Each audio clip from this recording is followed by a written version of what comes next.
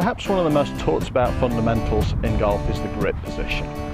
Now, watching a video is not something that you're going to be able to accurately change your grip from, nor is it necessarily that you should need to do. So today I'm going to show you one of the most common issues that I see with the grip position and how that relates to club face control and as a result ball flight. So one of the most common grips that we see in club players is what would be termed a strong grip. Now what is this? It's a position where we hold the club where the glove hand, your top hand, is turned across so that we can see most of the knuckles on the top hand across here. The palm is very much facing down onto the top of the handle, and as a consequence, when the bottom hand is added, it tends to be very much underneath the club shaft, facing the sky, and you can often see fingers, thick fingernails showing as we look down on the handle. Now, what does this do? Well, this relates to a club face position through the swing and through impact, which will be termed as closed. Now, I've got a face aim indicator, which I'm going to set on the club face, and that's going to help indicate what I mean by a closed club face.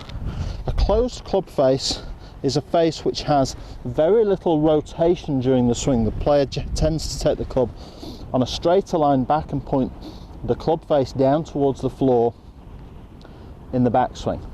Now, a player who does this is not only turning the club face into a position where it's no longer square to the plane or the arc, but also, most importantly, it's also de-lofting the club face significantly. So if you're a player who has this grip and, for instance, struggles with low loft clubs, woods and driver, perhaps this is going to help you out. Now, a strong grip player who takes the club face back in a closed or shut position, de-lofting the club face in that fashion, is required through the ball, if he wants to hit the ball on target, to then on the downswing open the club face again.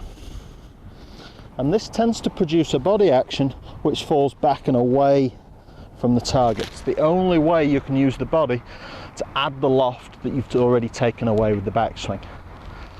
This is something that's going to cause you a lot of problems controlling the club face, accurately striking the golf ball. So we need to understand the correct impact position, the correct downswing positions to match the grip. Perhaps you don't need to change your grip, and I would never encourage you to change your grip without the presence of your coach, your PGA professional. It's something that takes time, and it's something that ultimately is not always necessary.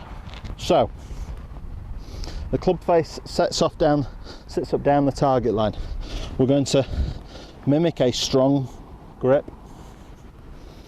Now, if we were to use the normal method of releasing the club, which is to release the arms and the hands through the ball, like a lot of people would tell you and talk about, you'll see that the arm release, the arm rotation, points the club face to the left, for me, a right-handed player.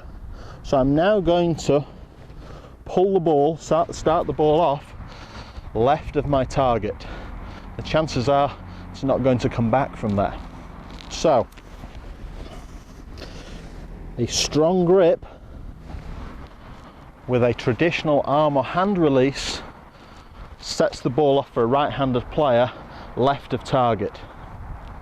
Now, to be able to control the golf ball, to maintain the loft of the club through impact and produce a powerful, accurate impact position with a strong grip, what we're looking to do is, instead of the normal hand and arm release, we'd like to create a downswing position where the left side, the lead side, left side for me as a right-hander, rotates further and earlier into impact. So as I transfer my weight into the left side, my left hip turns and rotates very quickly out of the way.